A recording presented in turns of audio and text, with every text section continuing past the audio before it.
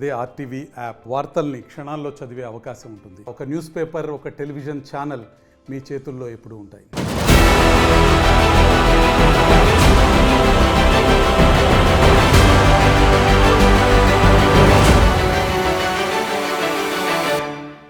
Hi, RTV బిజినెస్కి స్వాగతం.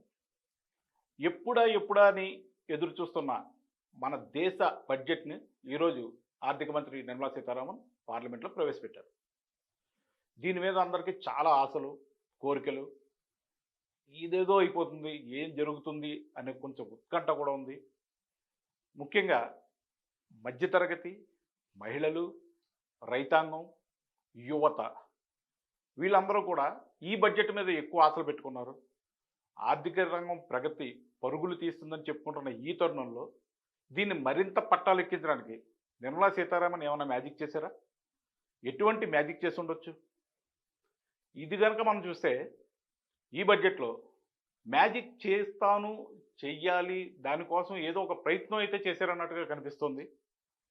ఈ రకంగా చూసుకుంటే కనుక వికసిత్ భారత్ కోసం కొత్తగా 4 కులాలను ప్రతిపాదించారు. కులాలంటే మీరు మన రెగ్యులర్గా కులాలని ఏదైనా అపార్థం చేసుకోవద్దు. ఆర్థిక రంగానికి సంబంధించి భారతదేశ ఆర్థిక రంగాన్ని పరుగులు పెట్టించడానికి ఒక 4 కొత్త కులాలను ప్రతిపాదించారు నిర్మలా సీతారామన్. అందులో మొదటిది పేదలు, రెండవది యువత, మూడవది మహిళలు, నాలుగవవారు రైతులు. ఈ 4 కులాల కోసం ప్రత్యేకంగా చాలా పథకాలను తీసుకొచ్చారు. ప్రత్యేకంగా చాలా విధాలుగా వాళ్ళకి మేలు చేసేటువంటి విధంగా ముందుకు తీసుకెళ్ళబోతున్నారు. ఇప్పుడు ఈ 4 కులాల గురించి, వికసిత భారత్ వైపు బడ్జెట్ నడిపించడం గురించి నిర్మలా సీతారామన్ తీసుకున్న నిర్ణయాల్లో ఏవి మనకి అందుబాటులో మంచిగా, అంటే అందరి కళలను నెరవేర్చేగా ఉన్నాయి, ఎక్కడైనా లోపాలు ఉన్నాయా, వీటి గురించి వివరించడానికి మనతో పాటు ఉన్నారు స్పెషలిస్ట్ డాక్టర్ అనిల్ కుమార్ గారు. వారితో మాట్లాడి తెలుసుకుందాం. హాయ్ అనిల్ కుమార్ గారు. నమస్తే అండి. బడ్జెట్ వచ్చింది, బడ్జెట్ అనుకున్నాం, రకరకాలుగా ఉంది, కానీ ఇందులో వరాలే ఎక్కువ ఉన్నాయని చెప్పుకుంటున్నారు. సో వరాలు ఉన్నాయా, వాతలు ఉన్నాయా? మీరు చెప్తే బాగుంటుంది. వాతల కన్నా వరాలే ఎక్కువ ఉన్నాయి. అండ్ ఇంపార్టెంట్ ఏంటంటే ఈ బడ్జెట్లో ఎక్కువ రంగాలకి కొత్త పథకాలు, అంటే ఇంతకుముందు చేస్తున్నవి కంటిన్యూ చేస్తూనే కొత్తవి చాలా అనౌన్స్ చేశారు. సో మీరు చెప్పినట్టు 4 కులాలు ఆర్ 4 మేజర్ ఏమంటారు డెమోగ్రఫిక్స్గా డివైడ్ చేసుకొని, ఒకటి యువత కానీ, రైతులు కానీ, మళ్ళీ పూర్ కానీ, గరీబ్ కానీ, అండ్ ఉమెన్ కూడా. సో ఈ 4 కూడా చేసుకొని 4 ఏరియాస్కి రకరకాల కొత్త పథకాలు మొదలుపెట్టారు. సో ఇది అంటే, అండ్ ఇంకోటి ఏంటంటే ఇంక్లూజివే కాకుండా ఆరోగెన్స్ లేకుండా వేరే పార్టీలు ప్రపోజ్ చేసిన వాటిలోంచి కూడా తీసుకొని దీంట్లో ఇన్నోవేట్ చేసి ప్రజాస్వామ్యంలో ఒక మంచి అడుగునే చెప్పుకోవాలి. ఇది యాక్చువల్లీ అంటే ఆరోగెన్స్ లేదు. నేను వేరే వాళ్ళు చెప్పింది వినాల్సిన అవసరం అనేది లేకుండా వేరే పార్టీ మేనిఫెస్టోలో ఉన్న మంచి అంశాలను కూడా తీసుకొని అడాప్ట్ చేసుకొని ఈ సంవత్సరం నుంచి ఇంట్రడ్యూస్ చేద్దామని ఒప్పుకున్నారు. So it's a good sign. Actually ఏంటంటే మచ్ మోర్ డెవలప్మెంట్ అనేది ఎక్కడ ఆగదు. ఇంతకుముందు కూడా డెవలప్మెంటెడ్ ఫోకస్ కానీ, ఇన్ఫ్రాస్ట్రక్చర్ ఫోకస్ కానీ అది ఎలాగో జరుగుతూనే ఉంటుంది. దానితో పాటు ఎక్కడైతే గ్యాప్స్ ఉన్నాయో వాటిని కూడా స్ట్రెంగ్తెన్ చేయడానికి చాలా పథకాలు తీసుకొచ్చారు. ఒకటి మనం చూద్దాం. ఫస్ట్ అగ్రికల్చర్ గురించి చూద్దాం. రైతుల గురించి ఏదైతే వాళ్ళు అన్నట్టు రైతుల గురించి వచ్చేసి మల్టిపుల్ స్కీమ్స్ తీసుకొచ్చారు. ఫస్ట్ థింగ్ ఏంటంటే క్లైమేట్ చేంజ్ అనేది రియాలిటీ అయింది. సో మనకి డ్రౌట్ అనేది పెరిగిపోయింది, కరువు పెరిగిపోతూ ఉంది, వర్షం వచ్చినా కొద్ది రోజులే వస్తుంది. అలాంటప్పుడు ఈ క్లైమేట్ రెసిస్టెన్స్, క్లైమేట్ దాని గురించి తట్టుకునే కొత్త వంగడాలు ఏవైనా సరే, ఏ క్రాప్ అయినా పర్లేదు, వాటి మీద ఫోకస్ పెట్టి అగ్రికల్చర్ రీసెర్చ్ అనేది దాని వైపు గేర్ చేసుకుంటే, ఎందుకంటే ఈ నెక్స్ట్ 15-20 సంవత్సరాల్లో వర్షాల ప్యాటర్న్ మారిపోయింది. సో కరువు ఎక్కువ అవుతుంది. సో అలాంటప్పుడు దానికి తగ్గట్టు వెరైటీస్ కోసం రీసెర్చ్ చేయడానికి అంటే మొత్తం రీసెర్చ్ ఏరియానే అటువైపు ఫోకస్ చేయడానికి ఒకటి ఇంపార్టెన్స్ పెట్టారు. అలాగే మీరు చూసుకుంటే మేజర్గా ఇంపోర్ట్స్, అగ్రికల్చర్ ఇంపోర్ట్స్ చూసుకుంటే పప్పు ధాన్యాలు అండ్ ఆల్సో నూనె గింజలు. ఈ 2 అనేది మనం చాలా ఇంపోర్ట్ చేసుకుంటున్నాం. చాలా మటుకు కొన్ని సీజన్‌లో వెదర్ ఇట్ ఈస్ మలేషియా నుంచి, ఇండోనేషియా నుంచి పామ్ ఆయిలే గానీ, లేకపోతే కెనడా నుంచి పప్పులు గానీ, ఇవన్నీ తేవాల్సొస్తుంది. వాటిలో ఆత్మనిర్భరత. సో, సొంతంగా మన ప్రొడక్షన్‌తో మనమే రిలయంట్ అవ్వడం అనేది one of the major thing. అది 2 రకాలుగానే ఉపయోగపడతాయి. ఇప్పుడు అగ్రికల్చరల్ సైడు ఇక్కడ ఉన్న పీపుల్‌కి కూడా అది ఉపయోగపడుతుంది. అండ్ ఇంకోటి కూడా అవుతుంది. దీనివల్ల అడ్వాంటేజ్ ఏందంటే కొంచెం డైవర్సిఫై అవుతుంది. అందరూ వరి మీదే, అందరూ గోధుమల మీదే కాకుండా వేరే పంటల మీద కూడా వేస్తే ఏంటంటే మార్కెట్ కూడా బెటర్ అవుతుంది. అండ్ ఎండ్ కన్జ్యూమర్ ఎవరైతే కన్జ్యూమ్ చేస్తారో మధ్యతరగతి కానీ ఎవరైనా సరే పప్పులు, ఉప్పులు ప్రైజెస్ అనేది ఎక్కువగా పెరగవు. బికాజ్ ఇంపోర్ట్ మీద డిపెండెంట్ కాకుండా సొంతంగా మనమే పండించేస్తే అదొకటి. సో, దానికోసమే వీటిని ఏం తీసుకున్నారంటే మిషన్స్ తయారు చేశారు. అగ్రికల్చర్ మన అది ఆయిల్ సీడ్స్ కోసం ఒక మిషన్ అండ్ దాల్స్ కోసం ఒక మిషన్. సో, తీసుకొని ఆ మిషన్ అంటే ఒక టైమ్ బౌస్డ్ పెట్టుకుంటారు. కొన్ని స్ట్రాటజీస్ పెట్టుకొని కొన్ని ఏరియాస్ ఐడెంటిఫై చేసి లెట్స్ సే ఇప్పుడు ఎగ్జాంపుల్ ఆల్రెడీ పామ్ ఆయిల్ మన కొన్ని స్టేట్స్‌లో చేస్తున్నారు. మన తెలంగాణ గానీ, ఆంధ్ర గానీ మంచిగా యూజ్ చేసుకుంటున్నాయి. అలాగే ప్రతి క్రాప్‌కి సోయా బీన్స్‌కి కానీ అండ్ ఆల్సో మస్టర్డ్ కూడా ఇది ఆయిల్ సీడ్స్‌లో అయితే. సో, ఈ 5, 6 రకాల పంటల్ని ఐడెంటిఫై చేశారు. చేసి వాటిని కొన్ని ఇంపార్టెంట్ ఏరియాలో మిషన్ మోడ్‌లో డెవలప్ చేసి సెల్ఫ్ రిలయంట్ చేయడం. దీనివల్ల ఏంటంటే ఒక 5 ఇయర్స్ డౌన్ ద లైన్ ఏమవుద్దంటే మన ఇంపోర్ట్స్ పైన ఆధారపడము. Price more or less. ఎందుకంటే నిన్న ఎకనామిక్ సర్వేలో కూడా చూసుకుంటే వేరే కోర్ ఇన్ఫ్లేషన్ అంటారు. అది నార్మల్ అయిపోయింది ఆర్ తగ్గిపోయింది. బట్ ఫుడ్ ఇన్ఫ్లేషన్ 7% దాటింది. సో, విచ్ ఈజ్ అంటే అది మంచి సైన్ కాదు. ఎందుకంటే ఫుడ్ ఇన్ఫ్లేషన్ ఇందులో కౌంట్ అవ్వదు కోర్ ఇన్ఫ్లేషన్‌లో. సో, జనాలు కోర్ ఇన్ఫ్లేషన్ కన్నా ఫుడ్ ఇన్ఫ్లేషన్ మీద ఎఫెక్ట్ ఎక్కువ అవుతారు. సో, దానికోసం ఫుడ్ బాస్కెట్‌లో ఆయిల్ గానీ, ఎడిబుల్ ఆయిల్ ఒకటి అండ్ దాల్స్ ఒకటి మేజర్ పార్ట్ అవుతాయి. సో, అందుకోసమే వాటిని చేస్తున్నారు. అండ్ ఇంకొక మేజర్‌గా మీరు చూస్తే మనం ఆనియన్స్ ప్రైజులు పెరిగాయని, టొమాటో ప్రైజెస్ పెరిగాయని మేజర్‌గా మనం వరీ అవుతూ ఉంటాం. అదే ఎలక్షన్ ఇష్యూ కూడా అవుతుంది. దాన్ని కంట్రోల్ చేయడానికి వెజిటబుల్ ప్రొడక్షన్ సప్లై చైన్‌ని ఆప్టిమైజ్ చేయడానికి కొత్త పథకం తీసుకొస్తున్నారు. దీంట్లో ఏంటంటే కన్జంప్షన్ సెంటర్స్ అంటే అర్బన్ ఏరియాస్ హైదరాబాద్, పూణే, బెంగుళూరు పెద్ద సిటీస్ దగ్గరలో టియర్ 1 అవ్వచ్చు, టియర్ 2, టియర్ 3 సిటీస్‌లో కూడా ఎక్కడైతే ఉందో అక్కడ వెజిటబుల్ క్లస్టర్స్ డెవలప్ చేసి స్టోరేజ్ కోసము ఫెసిలిటీస్ డెవలప్ చేసి రైతులని ఆ ఏరియాలో డిమాండ్ తగ్గట్టు పండించి స్టోరేజ్ చేసుకుని ఆప్టిమైజ్ చేసుకుంటే ఏంటంటే ప్రైజెస్ అనేవి స్టేబుల్ అవుతాయి. లేకపోతే ఒక సీజన్‌లో ఆనియన్ రేటు పెరగడము, పొటాటో రేటు పెరగడము, మన టొమాటో రేటు పెరగడం వల్ల ఆ పెరిగిన రేట్ అనేది రైతులకు కూడా వర్తించట్లేదు ఆర్ కన్జ్యూమర్స్‌కి కూడా మనం చేసే వాళ్ళకి కూడా. ఈ క్లస్టర్ డెవలప్‌మెంట్ వల్ల ఏమవుద్దంటే డిపెండెన్సీ తగ్గిపోయి టొమాటో మనం చూసుకుంటే ఆంధ్ర, కర్ణాటక బార్డర్‌లో ఎక్కువగా పండుద్ది. కోలారు, చిత్తూరు, అనంతపురం ఏరియాలో. అక్కడి నుంచే మొత్తం చాలా స్టేట్స్‌కి వెళ్తూ ఉంటారు. దాని బదులు ఎక్కడెక్కడ కన్జంప్షన్ ఉంటుందో అక్కడ డెవలప్ చేసి పెట్టామనుకో అప్పుడు ప్రైజింగ్ బెటర్ అవుతుంది. డిమాండ్ కూడా ఆప్టిమైజ్‌గా వాడొచ్చనమాట. సో, ఇది ఒకటి. అండ్ దీంట్లోనే ఇంకొక ఇంపార్టెంట్ థింగ్ ఏంటంటే కోఆపరేటివ్ పాలిసీస్ అనేది క్వైట్ కామన్. మన ఇండియా ఈజ్ ఆల్వేస్ ఛాంపియన్ దానికి. వెదర్ అమూల్ తీసుకున్న ఎటువంటి మిల్క్ ప్రొడ్యూసర్స్ కానీ అట్లాగే ఎఫ్‌పిఓస్ ఫార్మర్స్ దాంట్లో కూడా ఆల్రెడీ మొదలుపెట్టాము. కానీ ఎఫ్‌పిఓస్‌కి ఇప్పుడు ఎక్కువ ఫోకస్ పెట్టి ఎక్కువ ఏరియాస్‌లో ఎఫ్‌పిఓస్ ఫార్మర్ ప్రొడ్యూసర్ ఆర్గనైజేషన్స్ అంటే కొద్దిమంది ఫార్మర్స్ కలిపి ఒక ఎఫ్‌పిఓ తయారు చేసి ఒక కంపెనీలాగా పెట్టుకుంటే ఆ కంపెనీ అందరూ భాగస్వాములు. ఆ రైతులందరూ భాగస్వాములు అందులో.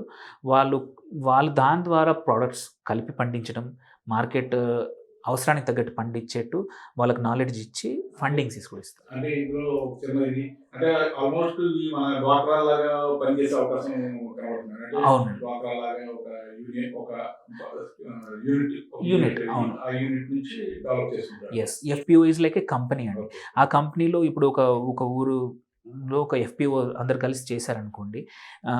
అడ్వాంటేజ్ ఏంటంటే అందరూ కలవడం వల్ల మీకు నాలెడ్జ్ వస్తుంది. గవర్నమెంట్ నుంచి డబ్బులు రావచ్చు. ఏమైనా ఫండింగ్ ఇన్‌స్టిట్యూషన్స్ ఇస్తాయి. కలిపి చేయడం వల్ల ఇన్‌ఫ్రాస్ట్రక్చర్ సపోజ్ డ్రైయింగ్ కోసమే కావచ్చు, స్టోరేజ్ కోసం కావచ్చు, చిన్న ఫుడ్ ప్రాసెసింగ్ కోసం కావచ్చు, యూనిట్స్ పెట్టుకోవడానికి అవన్నింటికి డబ్బులు రావచ్చు. అండ్ ఇందులోనే కొద్దిమంది ఓన్లీ ఫీల్డ్స్ చూసుకోవడానికి, కొద్దిమంది ప్రాసెస్ చేయడానికి, కొద్దిమంది ఇవి తయారైనవి తీసుకెళ్ళి మార్కెట్లో అమ్మడానికి. అంటే ఉన్న రైతులే తమ పనిని డివైడ్ చేసుకొని ఎక్స్పర్ట్స్ని వాడుకొని, బికాజ్ ఒక రైతుకి ఒక 2 ఎకరాల్లో పండే పంటతో ఇవన్నీ చేయలేడు, ఇవన్నీ ఐడెంటిఫై చేయలేడు. అదే ఒక 30-40 మంది రైతులు కలిపి ఒక ఎఫ్పిఓ తయారు చేసుకొని, సో ఆ ఎఫ్పిఓస్ ఆల్రెడీ సక్సెస్ఫుల్ చాలా ఉన్నాయి. వాటిని ఇంకా ఎంకరేజ్ చేసి మోర్ ఎఫ్పిఓస్ చేద్దామని ఈ బడ్జెట్లో ఒక మెథడ్ అగ్రి సెక్టర్కి పెంచుదామని. దీంతో పాటు one of the major thing government ఏంటంటే ప్రపోజ్ చేసింది, 1 కోటి మంది రైతులని న్యాచురల్ ఫార్మింగ్ సైడ్ కన్వర్ట్ చేద్దామని. సో ఇందులో ఏంటంటే న్యాచురల్ ఫార్మింగ్లో పెస్టిసైడ్స్ అట్లాంటివి వాడకుండా మన ఏమంటారు గో ఆధారిత కానీ తక్కువ కెమికల్స్ వాడుకుంటూ న్యాచురల్ ఫార్మింగ్ సైడ్ షిఫ్ట్ చేయడం అనమాట. సో నెక్స్ట్ 1 to 2 yearsలో 1 కోటి మంది రైతులని అటువైపు షిఫ్ట్ చేస్తే ఏంటంటే మనకు ప్రొడక్షన్ మళ్ళీ even dependency on lot of other things తగ్గిపోతుంది అనమాట. ఇప్పుడు 1.52 crores అగ్రికల్చర్ కోసం పెట్టినట్టుగా తెలుస్తుంది. బడ్జెట్లో 1.5 lakh crores. సరిపోతుంది అంటారా? సరిపోతుందండి. యాక్చువల్లీ ఏంటంటే మోస్ట్ ఆఫ్ ద ఇప్పుడు ఏం జరుగుతుందంటే ఇది అగ్రికల్చర్ వచ్చేసి state and central common budget రెండిట్లలో ఉండేదన్నమాట. సో చాలా స్టేట్స్ సొంతంగా కూడా ఏమంటారు మనీ రిలీజ్ చేస్తాయి అగ్రికల్చర్కి. సో కాకపోతే ఏంటంటే సెంట్రల్ గవర్నమెంట్ ఇది ఏంటి మేజర్గా ఏంటంటే central research institutes, central policy ఒకటి, ఇవన్నింటికి సరిపడే బడ్జెటే. అండ్ ఆల్రెడీ లాస్ట్ 10 yearsలో తీసుకుంటే యూరియాని కూడా బడ్జెట్ని తక్కువ చేయించేసేసారు అండ్ ప్రైజెస్ తగ్గిపోయింది. అండ్ యూరియాలో కూడా నానో యూరియా అని వచ్చింది. సో దానివల్ల ఏంటంటే కన్జంప్షన్ తగ్గిపోయింది అండ్ క్వాలిటీ ఆఫ్ యూరియా పెరిగిపోయింది. సో అవి ఆల్రెడీ ఇంతకుముందు ఉన్న సబ్సిడీస్ కన్నా తగ్గిపోయాయి. అండ్ చాలా మటుకు స్టేట్స్ కూడా సొంతంగా సబ్సిడీలు ఇస్తున్నాయి. And DBT direct benefit transfer ద్వారా చాలా పథకాలు ఆల్రెడీ నడుస్తున్నాయి. సో అవి ఇస్తూనే 1.5 lakh crore అనేది లాస్ట్ ఇయర్ కన్నా ఎక్కువే బడ్జెట్. సో ఎక్కువే అనౌన్స్ చేశారండి. ఇది ఇప్పుడు అగ్రికల్చర్ గురించి మాట్లాడుకున్నాం. ముఖ్యంగా మన దేశంలో యువత ఇప్పుడు చాలా ఎక్కువగా ఉన్నది కూడా యువతే. ఈ యువతకి కూడా ఆశలు ఎక్కువే, కోరికలు ఎక్కువే. ప్రతి ఒక్కరు కూడా ఏదో సంపాదించాలి, ఎక్కడికో మినిమం చాలా ఇదిగా బతకాలని. అంటే ఇప్పుడున్న గ్లోబల్ ఇదిలో ప్రతి ఒక్కరు కూడా పరుగులు చేస్తారు, కానీ వాళ్ళకి అవకాశాలు కూడా తక్కువగానే ఉన్నాయి.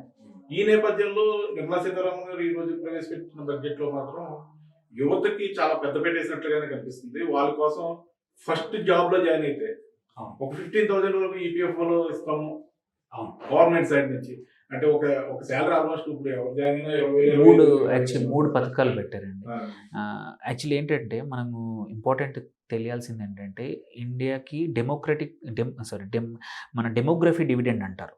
అంటే మనకి యంగ్ పాపులేషన్ ఉంది, అది వాడుకోలేదనుకోండి మన ఒక మంచి ఆపర్చునిటీని వదులుకున్నట్టు. ఈ నెక్స్ట్ 15-20 సంవత్సరాలు వెన్ కంపేర్ టు వేరే దేశాల్లో చూస్తే యంగ్ వర్కింగ్ పాపులేషన్ మన దగ్గర ఎక్కువ ఉంది.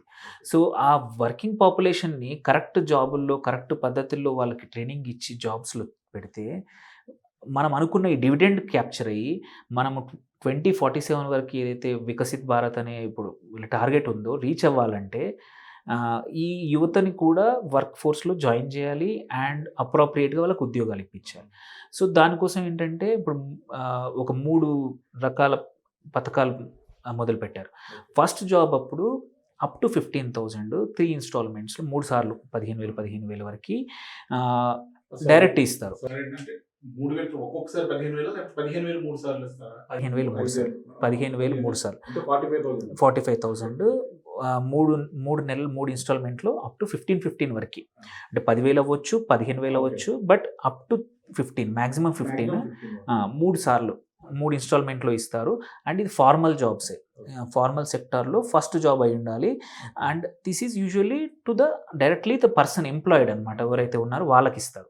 So not to the employer, job ఇచ్చేవాడికి కాదు బట్ చేసేవాడికి ఇస్తారు అనమాట ఈ స్కీమ్లో. దీంతో పాటు మ్యానుఫ్యాక్చరింగ్లో జాబ్ క్రియేషన్ అనేది ఒక ప్రయారిటీగా పెట్టుకొని, యాక్చువల్లీ చూస్తే కూడా స్కిల్ లేబర్ షార్టేజ్ ఉంది మ్యానుఫ్యాక్చరింగ్లో కూడా, ఈవెన్ కన్స్ట్రక్షన్లో కూడా చాలా కేసుల్లో ఉన్న ఒక చోట ఎక్కువ ఉంది, ఇంకో చోట తక్కువ ఉంది, అది ఇబ్బంది ఉంది. సో దీనికోసం కూడా ఏంటంటే స్కిల్ లేబర్ కోసం ఈపీఎఫ్ఓ కంపల్సరీ 15,000 శాలరీ అబోతే ఈపీఎఫ్ఓ కిందకి వస్తారు. దాంట్లో కూడా ఇన్సెంటివ్ మీరు చెప్పినట్టు ఇన్సెంటివ్స్ ఎంప్లాయర్స్కి ఎంప్లాయీస్కి ఇద్దరికి ఇద్దరికి. ఇద్దరి తరపున పేమెంట్ సెంట్రల్ గవర్నమెంటే కడుతుంది ఈపీఎఫ్ఓకి. సో దానివల్ల ఏంటంటే నియర్లీ 3 కోట్ల మందికి 30 లక్షల మందికి సంవత్సరానికి బెనిఫిట్ అయ్యేట్టు ఈ పథకం మొదలు పెడుతుంది అనమాట. సో ఫస్ట్ 4 years వరకు ఇది గవర్నమెంట్ తన తరపున ఈపీఎఫ్ఓలో కంట్రిబ్యూట్ చేస్తుంది, ఇద్దరి తరపున కంట్రిబ్యూట్ చేస్తుంది. సో దీనివల్ల బోత్ ఎంప్లాయర్స్కి ఇన్సెంటివ్ ఉంటుంది. ఓకే, నేను ఒక 15,000 ప్లస్ శాలరీ ఉన్న 20 మందిని తీసుకుంటే నాకు గవర్నమెంట్ కూడా కొంచెం ఇస్తుంది అండ్ ఎంప్లాయీకి కూడా కొంచెం కాంట్రిబ్యూషన్ వెళ్తుంది. దాన్ని బట్టి ఏంటంటే తను కూడా వర్క్ ఫోర్స్ వదలడు, కంపెనీలో పనిచేస్తాడు. అండ్ సో దాట్ వే కంపెనీకి స్కిల్ లేబర్ ఫోర్స్ వస్తుంది, ఎంప్లాయ్మెంట్ కూడా పెరుగుతుంది. సో అదొకటి. అండ్ దాని తర్వాత సపోర్ట్ టు ఎంప్లాయర్స్ అని ఇంకో స్కీమ్ కూడా పెట్టారు. సో దీంట్లో ఏంటంటే గవర్నమెంట్ ఈపీఎఫ్ఓలో ఎంప్లాయర్ తరఫున కంట్రిబ్యూషన్ ఇస్తుంది. సో ఒక 5,000 per month అట్లా అప్ టు 2 years అట్లా. సో ఎలిజిబుల్ వర్క్ ఫోర్స్ ఉన్న వాళ్ళకి 2 సంవత్సరాల వరకు పర్ హెడ్ 5,000 కంట్రిబ్యూషన్ ఇస్తుంది. దీనివల్ల నియర్లీ ఒక 50 లక్షల ఉద్యోగాలకి కొత్తగా యాడ్ అయ్యే విధంగా, పాత వాళ్ళకి ఇవ్వకపోవచ్చు. అండ్ గవర్నమెంట్ గ్యారంటీతో అప్ టు 7.5 లక్షల వరకు లోన్స్ ఇవ్వబోతున్నారు. సో ఇది గవర్నమెంట్ గ్యారంటీ. మామూలుగా ఏంటంటే బ్యాంక్ దగ్గరికి వెళ్తే కంపల్సరీ ఏదైనా సెక్యూరిటీ అడుగుతారు, దాని బదులు ఇది స్టూడెంట్స్కి, ఈ అప్ టు 7.5 lakh వరకు స్టూడెంట్స్కి అనమాట. అండ్ హయ్యర్ ఎడ్యుకేషన్ కోసం 10 lakhs వరకు గవర్నమెంటే డొమెస్టిక్ ఇన్స్టిట్యూషన్తో లోన్ ఇప్పించడానికి కొత్త స్కీమ్ మొదలు పెడుతోంది. ఇక మూడవ విషయానికి వస్తే మహిళల కోసం నిర్మలా సీతారామన్, ఆమె కూడా స్వతహాగా ఒక మహిళ, ఆమెకి చాలా ఇబ్బందులు అన్నీ తెలుసు, ఒక గృహిణి. ఆవిడ ఇప్పుడు మహిళల కోసం ప్రత్యేకంగా కొన్ని పథకాలు తీసుకొస్తున్నామని చెప్పడం జరిగింది. అవి ఎంతవరకు ఉపయోగపడతాయి, ఆ పథకాలలో మహిళలకి ఎంతవరకు వాళ్ళు స్వయం సమృద్ధిని సాధించడానికి అవకాశాలు ఉంటాయి? మహిళల కోసం కూడా మీరు చూసుకుంటే మొత్తం 3 లక్షల కోట్లు బడ్జెట్ అన్ని సెక్టార్స్లో కలిపి, అన్ని డిపార్ట్మెంట్లో కలిపి ఇచ్చారనమాట. అండ్ ఆల్సో ఉమెన్ కూడా ఫస్ట్ జాబ్స్ కోసము, ఇంటర్న్షిప్స్ కోసం కానీ అన్నిట్లలో కూడా పార్టిసిపేషన్ ఉండేట్టు కంపల్సరీ గైడ్లైన్స్ కూడా ఇచ్చారనమాట. సో ఆన్ ద హోల్ మహిళలని వర్క్ ఫోర్స్ పార్టిసిపేషన్ అనేది చాలా ఇంపార్టెంట్. అది పెంచడానికి ఈ సంవత్సరం నుంచి బడ్జెట్లో మాత్రం కొత్త పథకాలు మొదలుపెట్టారు. ఓకే అండి. ఇక లాస్ట్ మనకి మిగిలిపోయిన క్యాస్ట్ పేదల గురించి అక్కడికి వెళ్ళాలంటే ముందుగా ఇంకొక 2 సెక్టార్ల మీద కొంచెం ఎక్కువ ఫోకస్ చేసినట్టు కనిపించింది. ఒకటి మ్యానుఫ్యాక్చరింగ్ సెక్టర్, రెండోది వచ్చి అర్బన్ డెవలప్మెంట్. ఇప్పుడు అంటే ఈ పేదలు అనేవాళ్ళు అన్ని సెక్టార్లోనూ ఉంటారు. సో ఇవన్నీ కవర్ అయితే పేదల గురించి కూడా మనం మాట్లాడుకోవడానికి కొంచెం ఈజీగా ఉంటుంది. కాబట్టి ముందు ఒకసారి మ్యానుఫ్యాక్చరింగ్ సెక్టర్ గురించి చూద్దాం సార్. దాంట్లో ఏ డెవలప్మెంట్స్ కోసం ప్లాన్ చేశారు, దానికి ఎంతవరకు బడ్జెట్లో కేటాయింపులు ఇచ్చారు, అవి ఎంతవరకు మన యూత్ కానీ లేకపోతే ఎంప్లాయ్మెంట్ ఇవ్వడానికి దేనికైనా ఎంతవరకు ఉపయోగపడతాయి అన్నది ఒకసారి మీరు ఎక్స్ప్లెయిన్ చేస్తారు. One of the important thing అంటే చాలా మంచి విషయం ఏంటంటే ఈ బడ్జెట్లో MSMEs, medium and small enterprises ఉంటాయో వాటిని ఎంకరేజ్ చేయడానికి ఎంఎస్ఎంఈస్ కోసం క్రెడిట్ గ్యారంటీ స్కీమ్ మొదలుపెట్టారు. సో ఏంటంటే వాటికి కావాల్సిన రిసోర్సెస్ ఇస్తాయి. ఎందుకంటే మీరు చూసుకుంటే చాలా మటుకు ఎంప్లాయ్మెంట్ జనరేషన్ మేజర్ అయ్యేది ఎంఎస్ఎంఈస్ వల్ల. అండ్ ఎంఎస్ఎంఈస్కి చిన్న ప్లేసుల్లో, చిన్న టౌన్లలో కూడా స్కోప్ ఉంది. వెరాజ్ పెద్ద కంపెనీస్ సెటప్ చేయాలంటే, లార్జ్ కంపెనీస్ అంటే there is lot of things going to, అంటే లొకేషన్ అన్నీ చూస్తారు. ఎంఎస్ఎంఈస్కి అవి అవసరంలా, అన్ని చోట్ల ఇండియా మొత్తం ఉంది. సో ఎంఎస్ఎంఈ ఫోకస్ చేస్తే ఏంటంటే ఎంప్లాయ్మెంట్ పెరుగుతుంది and on the whole economy కూడా ఇంప్రూవ్ అవుతుంది. సో అందుకే క్రెడిట్ గ్యారంటీ స్కీమ్ మ్యానుఫ్యాక్చరింగ్ సెక్టర్లో ఎంఎస్ఎంఈస్కి తెచ్చారు కొత్తది. దాంతోపాటు కొన్ని ఏరియాస్లో ఎంఎస్ఎంఈస్ లేవు, అట్లాంటి వాటిలో ఫుడ్ ఇరేడియేషన్, అంటే ఫుడ్ మన స్టోరేజ్ చేసినప్పుడు ఇరేడియేషన్తో ఎక్కువ రోజులు పెంచేవి కావచ్చు. అండ్ ఫుడ్ క్వాలిటీ ఒకటి, అండ్ సేఫ్టీ టెస్టింగ్. దీంట్లో కొత్త ఎంఎస్ఎంఈస్ని ఎంకరేజ్ చేయడానికి ప్రభుత్వం ఈ బడ్జెట్లో ఒకటి ఉంది. అండ్ దాంతోపాటు 12 ఇండస్ట్రియల్ పార్క్స్ డెవలప్ చేయబోతున్నారు. ఇది నేషనల్ ఇండస్ట్రియల్ కారిడార్ ప్రోగ్రామ్ అని కొత్తగా మొదలుపెట్టారు. అక్రాస్ ద కంట్రీ 12 అక్కడక్కడ కొత్తగా ఇండస్ట్రియల్ పార్క్లు అవుతున్నాయి. సో దాంతోపాటు క్రిటికల్ మినరల్స్ అని మిషన్ అని కొత్త మొదలుపెట్టారు. సో దీంట్లో ఏంటంటే కొన్ని క్రిటికల్ మినరల్స్, ఎగ్జాంపుల్ ఇప్పుడు లిథియం ఉంది, మనం డిపెండెంట్ ఆన్ ఇంపోర్ట్స్. ఈవీస్ మనం సెక్టర్ పెంచాలంటే దట్స్ అ క్రిటికల్. అట్లాగే చాలా చిన్న చిన్న మినరల్స్ కూడా ఉన్నాయి, వాటి కోసం క్రిటికల్ మినరల్స్ మిషన్ అని కొత్తగా పెడుతున్నారు. దీంతో ఏంటంటే డొమెస్టిక్ ప్రొడక్షన్, రీసైక్లింగ్ ఆపరేషన్స్ మొత్తం మన దగ్గరే అవ్వాలి. దేర్ బై ఏంటంటే మన డబ్బులే కాదు, యాక్చువల్ ఉద్యోగాలు కూడా మనం దానివల్ల ఇప్పుడు మనం కన్జ్యూమ్ చేస్తున్న ఏవైనా సరే ఇట్లాంటి మినరల్స్ని బయట నుంచి తెచ్చుకునే కన్నా మన దగ్గరే మైనింగ్ చేసి, మన దగ్గరే ప్రాసెసింగ్ చేసి, మన దగ్గరే అవసరం ఉంటే రీసైక్లింగ్ చేయడం వల్ల మచ్ మోర్ ఎంప్లాయ్మెంట్ క్రియేట్ అవుతుంది. అదొకటి మ్యానుఫ్యాక్చరింగ్ సెక్టర్ చేయబోతున్నారు. అన్నిటికన్నా వీటిలో major advantage Mudra loan, which is highly successful. అన్ని రకాల వ్యాపారాలకి ముద్రా లోన్స్ ఇచ్చారు. దాన్ని ఇంతకుముందు 10 lakhs ఉండింది పర్ లిమిట్, ఇప్పుడు 20 lakhs చేశారు, డబుల్ చేశారు. This will be changer and game changer. ఎందుకంటే చాలా చిన్న చిన్న ట్రేడర్స్కే కానీ చిన్న చిన్న మ్యానుఫ్యాక్చర్స్ కూడా యాక్చువల్లీ ట్రేడర్స్కి ఎక్కువ పథకాలు లేవు. చిన్న చిన్న వర్తకులకి పూల వర్తకం, ఏవైనా సరే కిరాణా కానీ, వీటికి చిన్నగా డిస్ట్రిబ్యూషన్, మెడికల్ షాప్స్ కానీ, వీటికి ఇంతకుముందు ఎటువంటి పథకాలు లేకుండా ముద్ర ద్వారా దేవర్ ఎలిజిబుల్. దాన్ని ఇప్పుడు 10 నుంచి 20 చేశారు. సో చిన్న చిన్న మ్యానుఫ్యాక్చరింగ్ యూనిట్స్ కానీ, సో వాటికి దీంతో మేజర్ అడ్వాంటేజ్, ఎంప్లాయ్మెంట్ పెరుగుతుంది, అందరూ కెపాసిటీ పెంచుకుంటారు. సో అంత క్రెడిట్ పెరిగింది, అంత డబ్బులు లోన్ తెచ్చుకోగలిగారంటే వాళ్ళ బిజినెస్ పెంచుతారు. సో ఇది వన్ ఆఫ్ ద ఈ బడ్జెట్లో అంటే one of the key thing ఏంటంటే ముద్రా లోన్స్ని డబుల్ చేయడం. మనం చూస్తే ఆల్రెడీ మొబైల్ ఫోన్స్లో మనం ఇంతకుముందు పిఎల్ఐ లేకముందు చాలా ఇంపోర్ట్ చేసుకునే వాళ్ళం.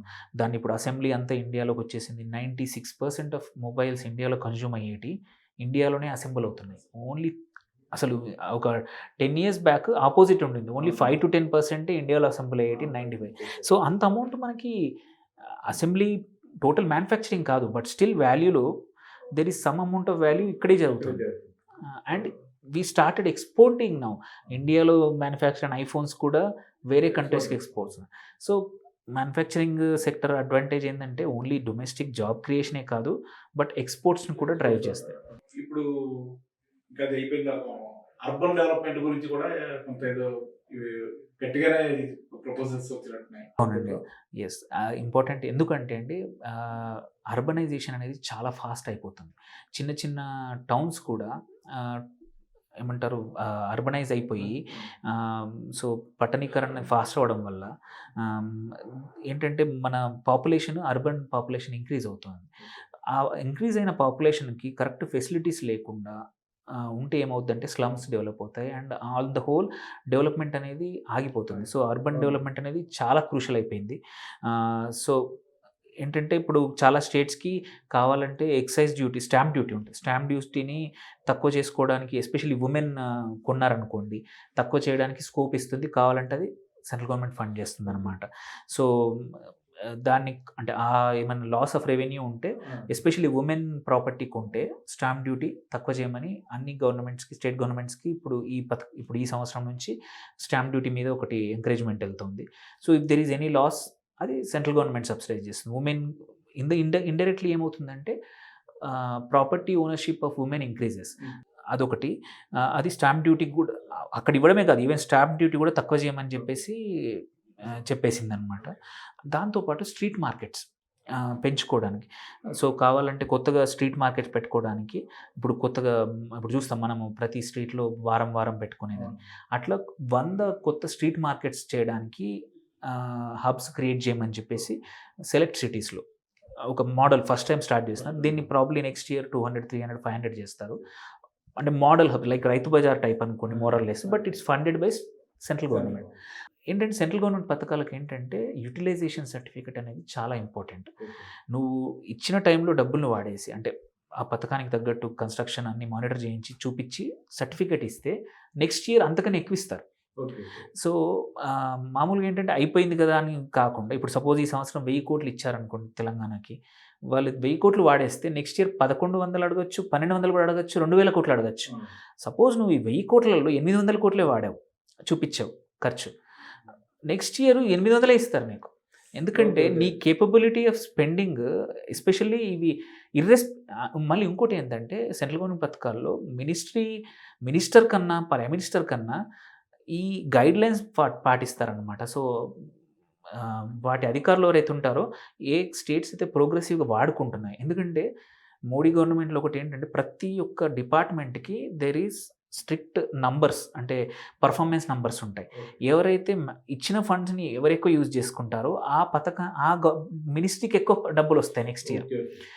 ఇప్పుడు మనం చూసినంత వరకు ప్రతి దాంట్లోనూ కూడా మహిళలు లింక్ చేయడం ఎక్కువగా కనబడింది. ప్రతి పథకానికి మహిళలతో లింక్ చేయడం కనబడింది. అలాగే యువతకి ప్రత్యేకంగా పథకాలు ఇవ్వడం కనబడింది. ఇంకా మనకి 4వ కులంగా చెప్పుకున్నా కానీ అదే ఫస్ట్ కులంగా చెప్పారు బడ్జెట్లో.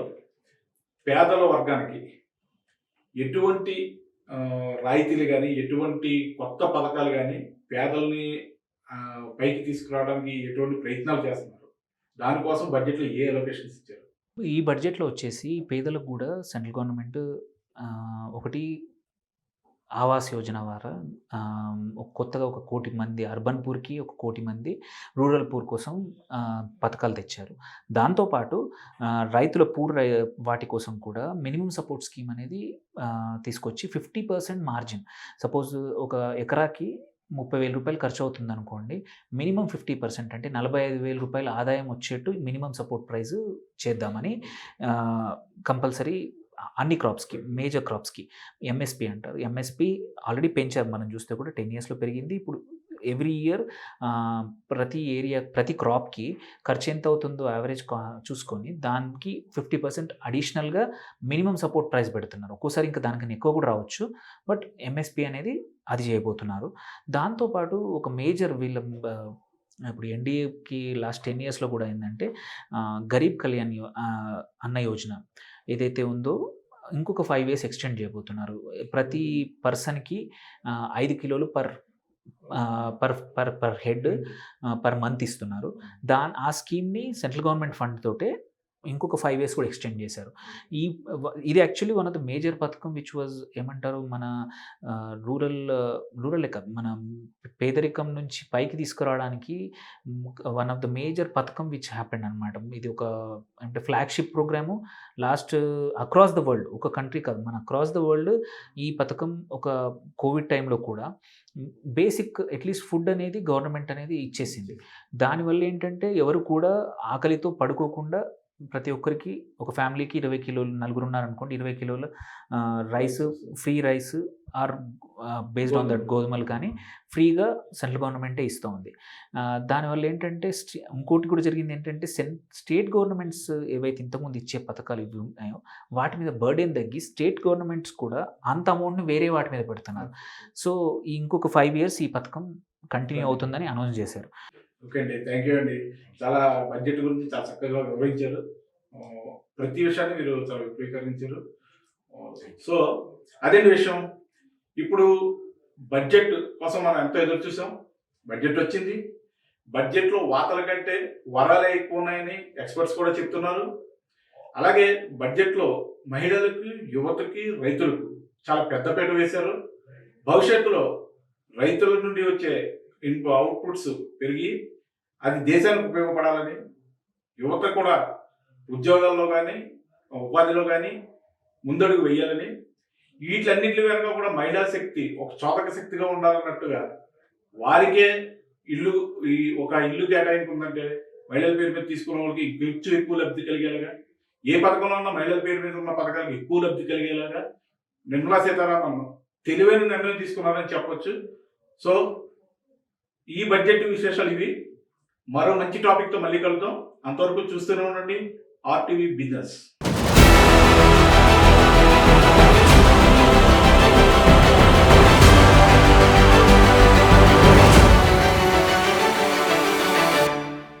మరిన్ని వీడియోస్ కోసం ఛానల్ ని సబ్స్క్రైబ్ చేయండి. లేటెస్ట్ అప్డేట్స్ కోసం వాట్సాప్ ఛానల్ ని ఫాలో చేయండి. అండ్ లింక్ డిస్క్రిప్షన్ లో ఉంది.